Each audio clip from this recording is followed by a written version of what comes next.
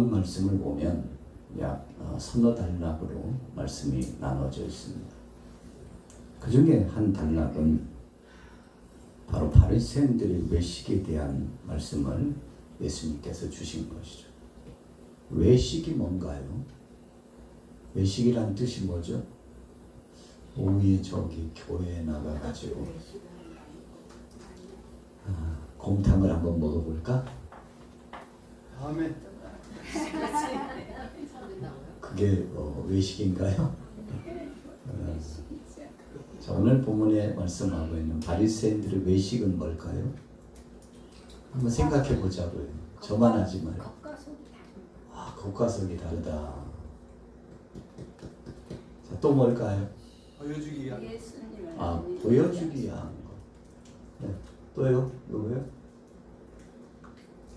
신약시대 예수님 말고 구약시대를 그냥 하기 때문에 예수님을 배척하는 주님을 배척하는 여러 가지 형태의 모습. 왜 이렇게 잘하시죠? 외식이라고 하는 것은 겉과 속이 다른 겁니다. 겉과 속이 다른 사람을 가지고 우리가 무슨 인격자라고 그러죠? 이중인격자. 좋은 표현이에요? 나쁜 표현이에요? 좋지 않다는 거죠. 그 사람을 보면 부담스럽고 신뢰가 안 가고 정직하지 않다고 보여지고, 그래서 뭔가를 맡길 수도 없고 같이 갈 수도 없다. 너무 이중인격자 같으니라고 이렇게 표현하는 것은 좋지 못해요. 근데 예수님 앞에 있었던 바리새인들은 그런 사람들이었어요. 종교심은 있어가지고 하나님의 말씀을 받고 하나님의 자녀라고는 생각해서 세상에 거룩한 척은 잘하는데 거룩은 없고, 믿음 있는 척은 하는데 진짜 믿음은 없고, 하나님은 살아계시다라고 말은 하는데 속으로는 하나님이 어디 계셔? 안 계십니다. 하나님이 임재하시고 모든 것을 감찰하신다고 말은 잘하는데, 그런 하나님 앞에서 두렵고 떨림으로 나는 신앙생활을 하지 않고 하나님을 그냥 깡 무시하고 사는 사람들. 여러분, 이런 사람들이 외식주의자입니다. 외식을 행하는 사람들입니다. 예수님께서 싫어하셨어요. 그래서 무덤은 무덤인데 무슨 무덤이라고 그랬죠? 회칠한 무덤. 병토장한 무덤. 그 냄새가 올라오니까 덮어. 좀 깨끗이 덮어. 그냥 덮지 말고 거기다가 칠을 하자. 무슨 칠을 해요? 회칠. 진짜 회칠을 하는 거예요. 하얗고 깨끗하게. 그런데 속에는 뭐가 있다고 그랬죠? 냄새나는 시체가 있다. 그 사람들이, 회칠한 무덤 같은 사람들이 누구라고요? 다 바리새인들. 바리새인들이 뭐 하는 사람들인가요? 바리새인들 뭐 하는 사람들이죠? 그냥 편하게 이야기하면 율법사들이에요. 율법사들. 하나님 말씀을 가지고 말씀을 가르치기도 하고, 근본적으로 이렇게 사는 것이 신앙의 삶이라고 말하기도 하고 그렇게 지켜야 될 사람인데, 그런데 입으로는 말은 잘하는데 몸으로, 삶으로 행동은 그렇지 않았다는 거죠. 그래서 이 당시 예수님께서 가장 큰 책망을 하신 대상이 누구예요? 바리새인들, 율법사들. 말씀을 가장 가까이 해서 그 말씀을 지키고 율법주의적으로 살아간다고 하고 하나님을 가장 잘 믿는다고 자처했던 사람들을 아이러니하죠. 예수님이 가장 큰 책망을 하셨고 또 주님께로 환영받지 못하는 대상이었어요. 그게 왜 나쁜 거죠? 왜 나쁜 거죠? 겉은 겉으로는요 우리처럼 직분도 있어요. 목사 직분, 장로 직분, 안수 집사 직분, 권사 직분, 집사 직분 있는데 근데 삶은 진짜 그 직분자답게 살지 않는다는 겁니다. 그럼 예수님이 지금 계시다면 바로 그런 대상인 하나님 뜻대로 살지 못하는 사람을 향하여 뭐라고 말씀하셔요? 이회식주의자 같은, 회칠한 무덤 같은 하나님의 심판이 바로 여기 너희들 발 앞에 임했다. 도끼로 큰 나무를 쪼개가지고 도끼로 나무 쪼개는 이유가 뭐지? 뭘 하려고 쪼개죠? 불에 태워서 불 켜시게 하고 불에 태워서 심판이 임박했다는 거죠. 심판받을 대상이라는 뜻입니다. 이유가 뭐죠? 왜 심판받을 대상이죠? 삶의 열매가 없을 뿐만 아니라 도저히 자기는 변화되지 않고 다른 사람으로만 변화돼갖고 계속 상대를 질타하고 손가락질하고 폄하하고 욕보이고 아유 저런 사람들이 세상에 있어서는 안 되는데 이렇게 이야기하고 근데 나중에 깊이 들어가 보면 바로 본인 장본인은 아무런 변화도 없고 온전한 삶이 없더라는 것이죠. 그래서 예수님이 변화가 없는 삶을 살아가는 바리새인들을 싫어하신 겁니다. 첫 번째 단락이 그 이야기입니다. 자, 두 번째 보세요. 2절부터 같이 읽어보겠습니다. 2절 누가복음 12장 2절 다 보셨나요? 이 시간 되면 막 졸리고 막 졸려요.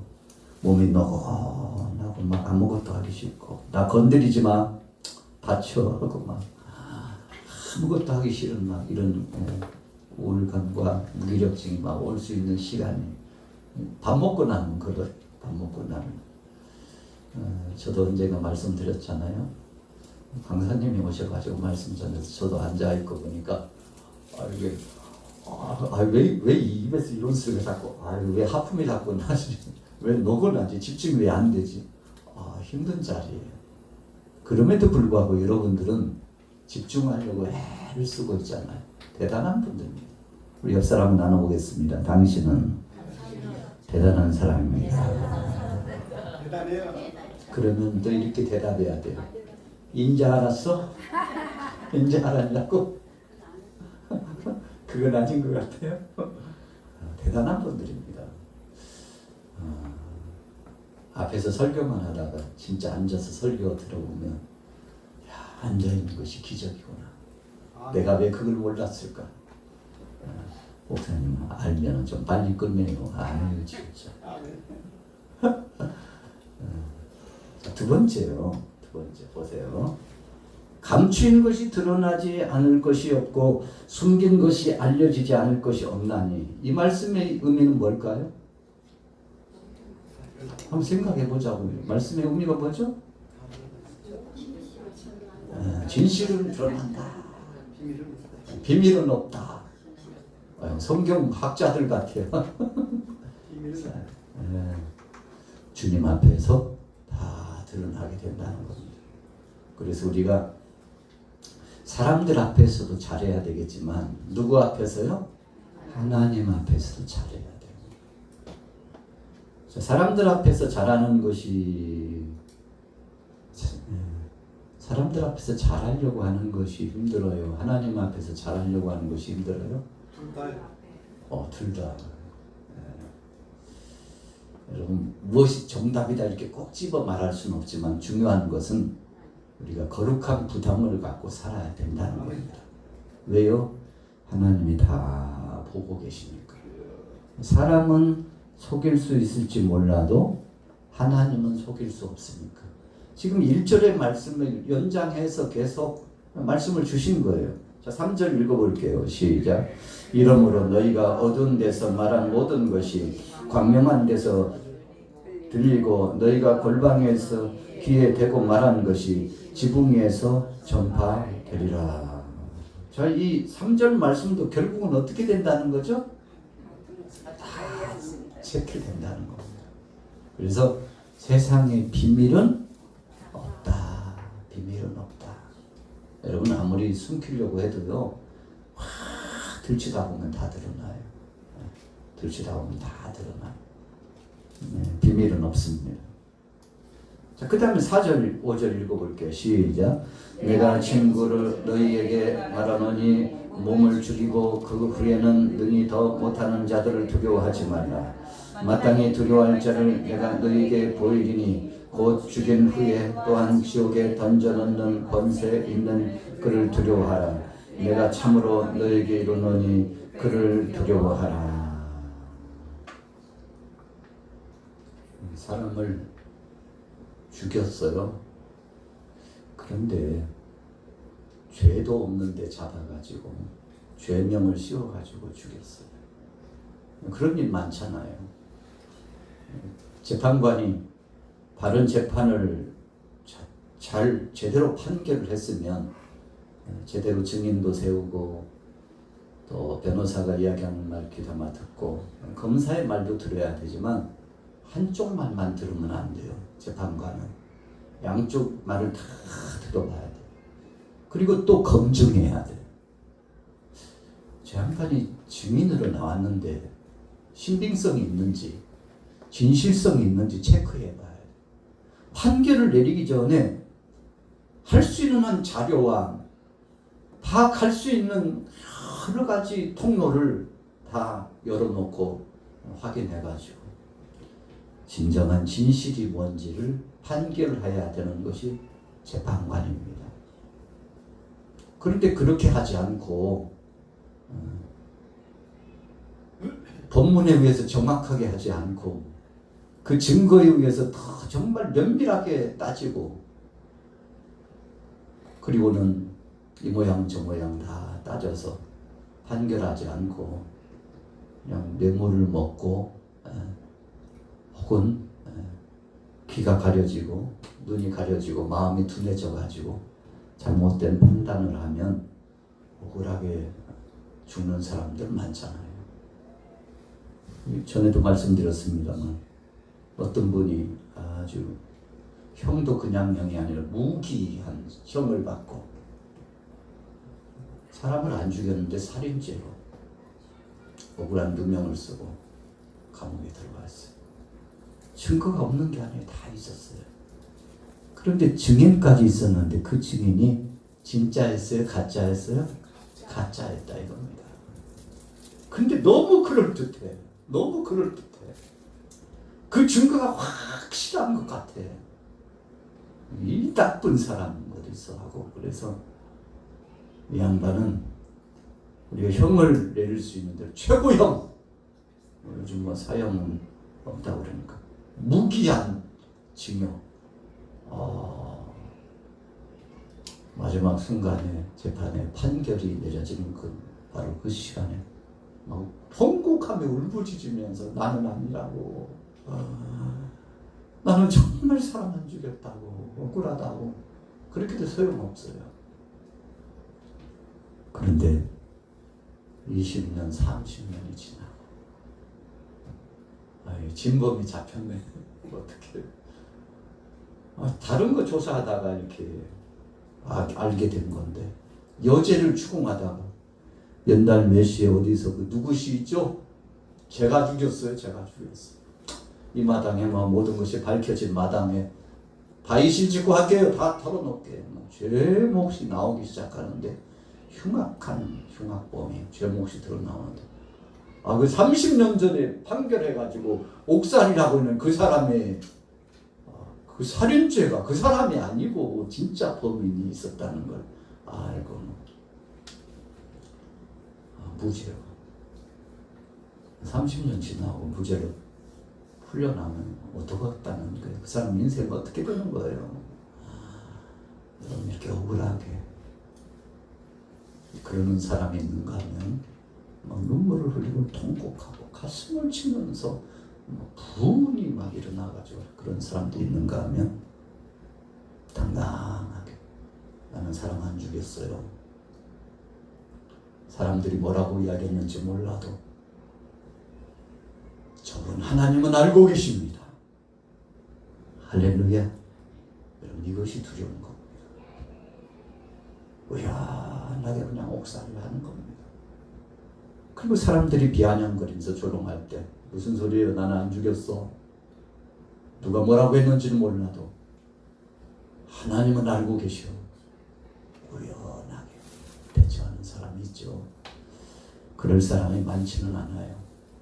그런데 그런 사람이 있습니다. 자, 오늘 본문에 예수님께서 주신 말씀이 그런 말씀이에요. 5절 다시 한번 읽어볼게요. 4절부터 5절입니다. 시작. 내가 내 친구 너희에게 말하노니 몸을 죽이고 그 후에는 능히 더 못하는 자들을 두려워하지 말라. 마땅히 두려워할 자를 내가 너희에게 보이리니 곧 죽인 후에 또한 지옥에 던져 넣는 권세 있는 그를 두려워하라. 내가 참으로 너희에게 이르노니 그를 두려워하라. 여러분 우리가 하나님 앞에서 떳떳하면 자유롭습니다. 세상의 법으로 얼컥 확 내놔도 자유로워요. 세상 사람들이 어떤 눈빛으로 무슨 말을 하더라도 여러분 우리가 하나님을 두려워하고 정직하고 바르게 살았다면 어떤 세력과 어떤 위세가 넘쳐나도 의연하게 대처합니다. 사람을 두려워하지 않아요. 여러분 망나니 같이 살아서 사람을 깔본다는 의미가 아니고 세상은 잘못될 수 있고 불공평할 수 있다는 것을 알아요. 그러나 한 가지 세상의 모든 것들을 통괄하시고 주권적인 능력으로 역사하시는 하나님이 계시다는 사실을 알기 때문에 그분을 두려워하고 그분을 향한 경외심을 가지고 세상에 이래저래 해도 때가 되면 하나님께서 세상을 이제 말세에는 불로 심판하신다는 이 불의 심판을 피할 자들이 없으니 하나님 마음 아픈 것은 아직도 영광스러운 구원의 바늘 속에 믿음 안에 나오지 못한 저 영혼들이 불쌍할 뿐이고 그렇다 할지라도 하나님은 여전히 살아계시니 주님의 정한 그때까지 복음을 전하리이다 하고 계속 복음을 전하리이다. 아유 이 사람 같지 않은 사람들에게 뭘 그렇게 전한다고 그래 하지 않고 사람 같지 않아도 그도 불쌍한 영혼이야. 그도 불쌍한 영혼이야. 주님은 그를 그래도 사랑하셔. 너무 귀하게 보셔. 우리의 생각은 하나님의 생각과는 다르다니까 라고 생각하는 그 주의. 오늘 예수님이 그 말씀을 하는 겁니다. 사람 보고 사람 앞에서 그러지 말고 우리의 몸은 죽여도 영혼은 어찌하지 못하는 심판 주신 하나님이 살아계시다는 사실을 알고 하나님 앞에서 두렵고 떨림으로 살아. 바리새인들이요 하나님 앞에서 두렵고 떨림으로 살아. 사람에게 잘 보이려고 하지 말고 거추장스럽게 좋은 옷, 호화로운 옷 그거 입고 다니면서 폼새 내지 말고 하나님이 다 알고 계시고 보고 계시니 그분 앞에서 두렵고 떨림으로 살라고. 여러분 그렇게 귀한 말씀을 선포하는 것. 값비싼 은혜가 있고 값싼 은혜가 있습니다. 값싼 은혜라는 뜻이 뭐죠? 한번 생각해 볼게요. 공짜. 이 생각을 안 하면요 졸리고 막 나른해지고 저 혼자 떠들다 끝날 수 있어요. 여러분 생각해 보세요. 자, 값비싼 은혜, 값싼 은혜. 자, 차이가 뭐죠? 값은 값인데 은혜는 은혜인데 비싼 은혜가 있고 싼 은혜가 있대요. 자, 값싼 은혜는 뭐예요? 공짜. 우리 따라해 보겠습니다. 그 가치를 알지 못하고 감사치도 못하고 은혜 받은 자답게 살지 못하는 자들. 그냥 편하게 생각하죠. 그 가치를 모르는 자들. 여러분 그래서 예수님을 구주로 영접은 했는데 회개는 없어요. 예수 믿으면 구원받는데 하고 머리에는 인식이 되어 있어요. 그러나 진실로 통곡하면서 내 삶이 하나님 앞에서 부정한 자요 죄인 중에 괴수가 되었다는 사실을 시인하고 철저하게 하나님 앞에 몸부림치면서 회개하면서 나 같은 죄인도 용서받을 수 있냐고. 그때 주의 음성이 성령 안에 들려옵니다. 그래, 널 위해서 그리스도께서, 하나밖에 없는 아들 그리스도께서, 예수께서 십자가상에 못 박여 죽으신다. 그 영음을 듣는 순간 마음의 평강과 위로가 찾아오고 주님의 은혜가 너무 감사해가지고, 주님은 죽을 수밖에 없는 내가 이제는 영원히 사는 복된 자로서 부름받았사온데 이 은혜를 갚을 길 없어서, 이 은혜를 갚을 길 없어서 주님 죽도록 주님 부르시는 날까지 충성하여 복음을 전하면서 자원하는 심정으로 예배자가 되고 기도자가 되고 전도자가 되고, 나보다도 남을 더 낮게 여기고 만 백성들을 긍휼히 여기면서 주의 은혜 안에 감사함으로 살겠습니다 라고 생각하는 주의가 여러분 값비싼 은혜를 입은 자로서, 그래서 예수님께서 주신 말씀 가운데 얼마나 탕감을 받았다고요? 1만 달란트 탕감. 금액으로 따지면요 계산이 안 됩니다. 우리가 평생 벌어도 안 돼요. 천문학적인 숫자예요. 그러니까 1만 달란트라는 것은 갚을 수 없는 엄청난 은혜, 그 값을 여러분 하나님께서 대신 지불했어요. 야, 내가 다 값을 지불할게. 너는 탕감이야. 하나님 편에서는 엄청난 값을 지불했다는 것을 아니까 값비싼 은혜라는 것을 알고 하나님 앞에서 겸비하며 믿음 안에서 살아가는 거지만, 어떤 사람들은 그런 엄청난 대가를 지불했다는 것도 인식하지 못한 채, 그건 생각하려고도 하지 않은 채 예수 믿으면 구원받는데 양반아 나도 자유야. 이제 나도 자유야. 내 맘대로 지 맘대로 살 거니까 간섭하지만 예수 안에 구원받았다니까. 나도 형제요 자매야. 여러분, 내가 나를 그렇게 말하는 것이 아니고 하나님께서 너도 구원받은 자다 하고 인정해 주시고 하나님이 긍휼히 여기시는 거지, 자기 자신은요 몸둘 바를 알지 못하고 하나님의 은혜 안에 살아간다고 이렇게 생각해야 되는 주입니다. 여러분, 그렇기 때문에 여러분 값싼 은혜로 살아가는 사람은 끊임없이 감사치 않고 그냥 자기 중심적으로 세상 방법대로 세풍에 젖어가지고, 그런데 형식적으로는 구원받은 자요, 형식적으로는 교회 다니는 성도요, 형식적으로는 하나님의 자녀라고 하면서 다니는 거죠.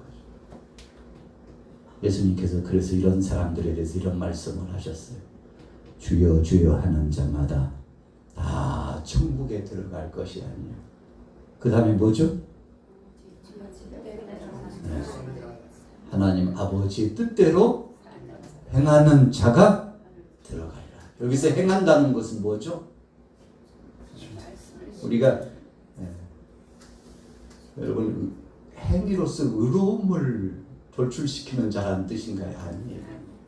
여기서 행한다는 것은 주님의 은혜가 얼마나 값비싼 대가가 지불된 것인 줄 알고 너무나 감격하여 감사함으로 내 삶 자체가 이제부터는 부끄럽지 않는 정말 자원하는 심정으로, 누가 강조해서가 아니라 억지로 끌려서가 아니라 너무 감사해서 주님의 은혜에 젖어서 살아가는 삶의 표본적인 그 모습이 행함이 있는 자, 하나님 뜻대로 행하는 자, 그가 바로 구원을 받는다라는 말씀을 예수님이 주신 겁니다. 여러분, 그래서 구원은요 우리 편에서는 값이 지불되지 않았지만 하나님 편에서는 엄청난 대가가 지불된 것이 구원입니다. 아멘. 할렐루야. 그래서 은혜라고 표현한 겁니다. 은혜라고 표현하는 것은 뭐 못하게 하려고? 자랑하지 못하게 하려고 그렇게 하셨다는 겁니다. 여러분, 이런 근본적인 기초를 모르는 사람들은 종교심이 있고 형태는 신앙인인 것 같은데 삶은 개차반 같은 삶을 살아가고 하나님 영광은 앞장서서 다 가리고 주님의 이름에 먹칠을 하고 살아가고. 왜요? 그 가치를 모르니까. 억만금을 주어도 살 수 없는 큰 사랑을 받은 그 사랑의 값을 모르니까. 여러분, 그래서 어떤 사람들이 사랑을 못한대요.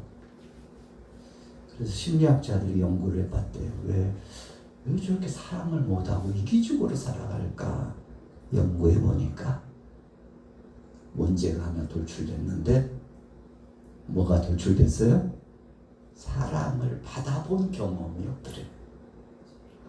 사랑을 받아본 경험이 없어서 사랑을 하지 못하는. 사랑이 뭔데? 사랑을 이렇게 하고 저렇게 하는 거야. 그런 것도 있었어? 사랑을 받아본 경험이 없어서 사랑하지 못하더라, 이겁니다. 여러분, 아주 심각한 거죠. 자, 그러면 더 깊이 들어가서요.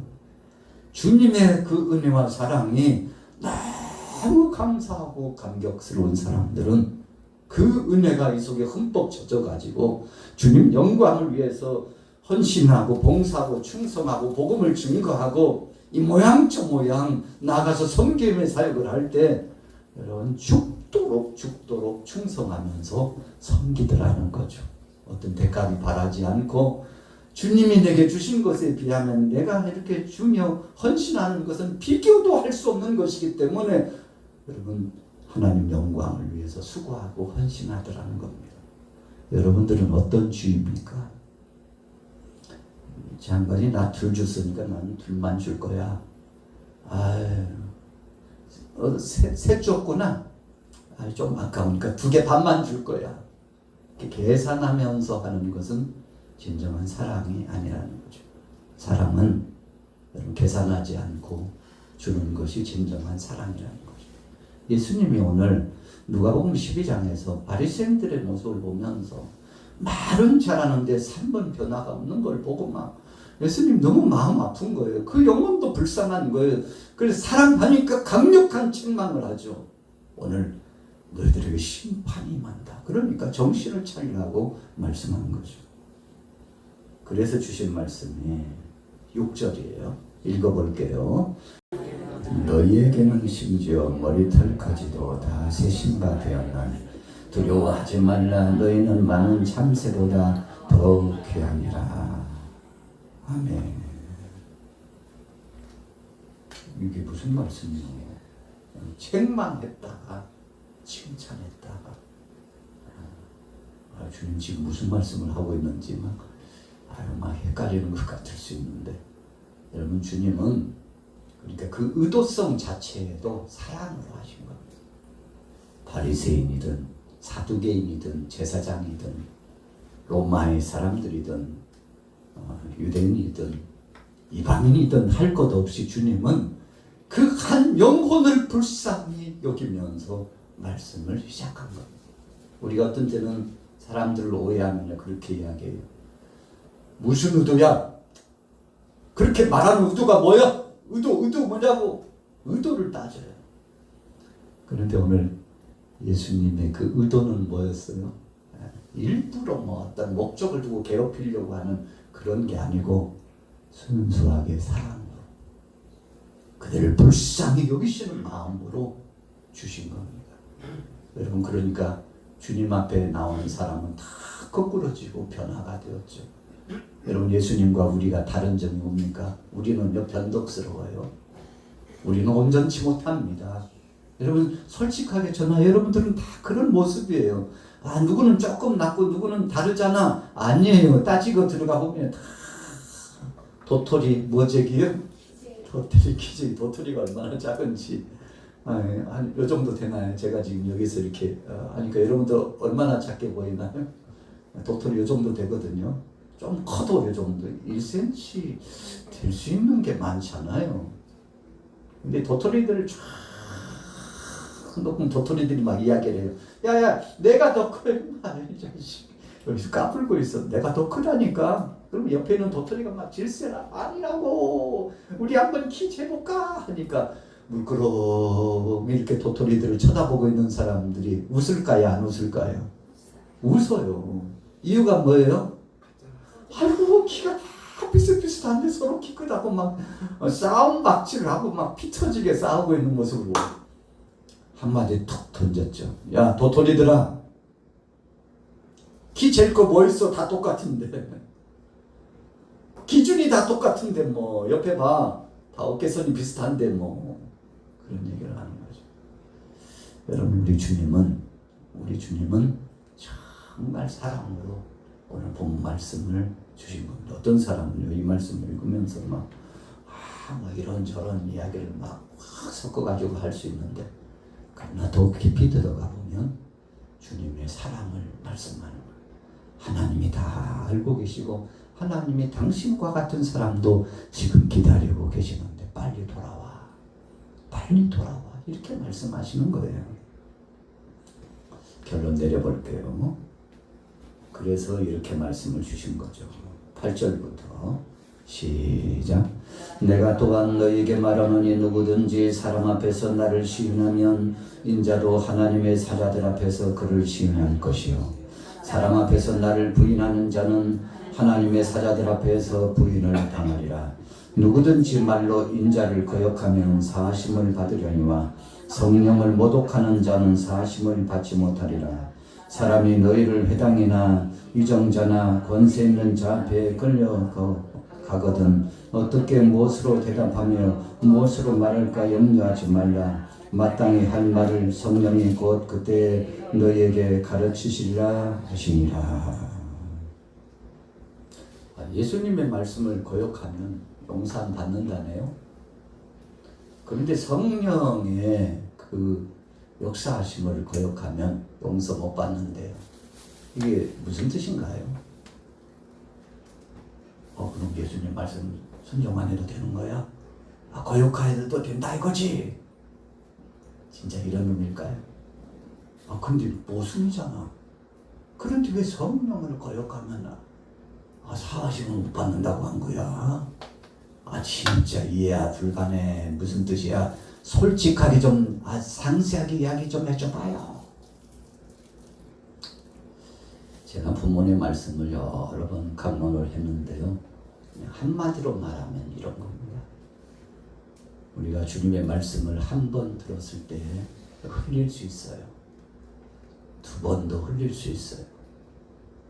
그러나 언젠가는 여러분 우리에게 있어서 마지막이 될 수 있는 마지막 기회를 하나님이 주실 때가 있어요. 여러분 우리가 성령 안에서 우리 마음속에 주의 음성이 들려올 때가 있습니다. 근데 내일도 그런 일이 있을 거라고 생각하면 안 돼요. 우리 같이 따라해 보겠습니다. 지금이 마지막일지도 몰라. 그런 생각을 가져야 돼요. 자, 성령을 회방하고 성령을 계획했다는 것, 거역했다는 것은 하나님께서 마지막 기회로 회개를 요청하는 음성을 들려주시고 우리를 부르시는 부름이 있을 수 있어요. 그거 거역하고 그마저도 하나님 앞에 돌아오지 않으면 끝입니다. 이제. 여러분 그러니까 예수님이 오늘 주신 말씀의 의도성, 주님의 뜻이 아주 깊고 오묘해요.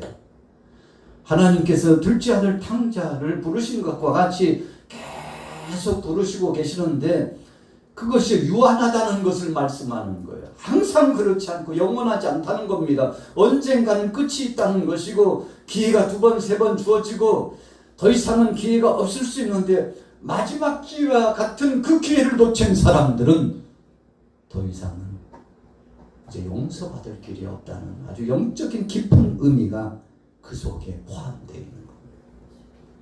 그래서 성령 회방하는 자는 용서함을 받지 못한다는 그 문맥의 말씀의 그 의미, 그 진을 속에는 마지막이 될지도 모르는 그 하나님의 초청과 부르심을 거역한 자에게 더 이상은 무슨 기회가 있겠느냐. 이런 주님의 음성으로 우리가 들어야 합니다. 어떤 분이 그랬다고 그러잖아요. 복음을 전하니까 아이고 조금 더 있다가 나이 좀 지긋하거든. 아유 요즘은 막 회사 일 때문에 바빠가지고 사업의 일이 많아가지고 행사가 많아가지고 너무 바쁘니까 조금 있다가 할게요 하고 미뤘대요. 그런데 미룬 사람 치고 기회를 붙잡은 사람이 거의 없더랍니다. 이제는 내가 가야 되리라 했는데 때는 늦었으리. 그렇게 됐다는 거예요. 부자와 거지 나사로의 비유에서 예수님께서 누가복음에서 왜 그 비유를 주셨을까요? 여러분 오늘 본문 말씀 이 말씀하고 상통합니다. 마지막 기회가 될지도 모르는데 그 부자가 거부한 거거든요. 증인은 누굽니까? 복음을 전하는 자는 누굽니까? 하나님의 살아있는 말씀의 역사를 대문 앞까지 가지고 가서 전하는 자가 누굽니까? 거지와 같은 자 나사로. 엄청난 메시지가 나사로를 통해서 부자에게 전해 주어졌지만 그것이 마지막인 줄도 모르고 성령의 음성을 거역했다 이겁니다. 여러분 그런 사람 굉장히 많습니다. 또 있을 줄 알고 이것이 마지막인데 내게는 있어서 마지막인데 오늘 이런들 무슨 일 있겠어? 오늘 이런들 무슨 일 있겠어? 그런데 그 길로 마지막이 된 사람이 많더라는 거죠. 그런 의미의 맥락으로 오늘 본문 말씀을 조명해 보면 기가 막힌 말씀입니다. 그래서 주님 말씀하셨죠. 너희가 지금 내 말을 거역해도 사함을 받거니와 그러나 성령이 말씀하셔서 성령이 부르시는 그 음성이 있었을 때 너희가 거역한다면 용서받지 못하리라. 이 말씀의 의미 다시 한번 되새겨 보세요. 바리새인들에게 지금 말하는 겁니다. 주위에 낫다고 하는 사람들에게 잘남지 않은 사람들에게 말하는 겁니다. 당신들에게 항상 기회가 있다고 생각하지만 오늘이 마지막일 수 있어. 그러니까 한 번 더 기회가 있거든. 반듯한 마음으로 돌아오시게. 여러분 예수님이 마지막 경고를 바리새인들에게 하면서 이 말씀이 나타났다는 것을 기억해야 돼요. 오늘 저와 여러분들에게도 동일합니다. 항상 기회가 있는 거 아닙니다. 그래서 우리는 이렇게 살아야 돼요. 우리 같이 따라해보겠습니다. 주님, 오늘이 마지막 기회라고 생각하겠습니다. 대단한 믿음입니다. 여러분 신앙인들은 그래야 돼요. 주님 오늘 마지막 기회일지도 모르는데 최선을 다하겠습니다. 그게 시인하는 자의 삶입니다. 그래서 너희가 나를 시인하면 나도 너희를 하늘의 천사들 앞에서 너희를 내가 아버지 앞에서 시인하리라. 너희가 만약 나를 부인하면 나도 하늘의 천사들과 아버지 앞에서 너희를 부인하리라. 이게 엄중한 말씀이잖아요. 그러니까 다시 돌려서 말씀하면 너희에게 주는 이 말이 오늘 마지막이라고 생각하고 명심해라. 내일은 없다고 생각해. 오늘 이 순간 미루지 말고 지금 예수 그리스도로 지금 시인해. 지금 인정해. 지금 고백해. 함께 가자. 내 제자로 함께 가자. 이렇게 주님이 초청하고 계심에도 불구하고 무지한 이 바리새인들, 무지한 바리새인과 같은 사람들이요 못 알아듣는 겁니다. 못 알아듣는 거예요. 여러분 오늘 여러분들에게 분명한 기회가 주어졌는데 주님 부르시는 그날까지 최선을 다해서 믿음으로 승리하기를 예수님의 이름으로 축원합니다.